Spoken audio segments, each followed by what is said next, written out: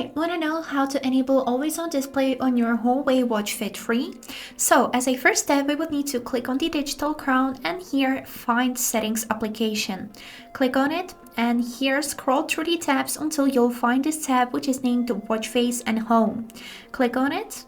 And here as a first option we would be able to see the always on display.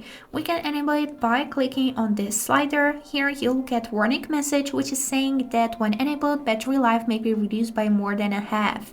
Enable anyway and we click on this confirmation icon.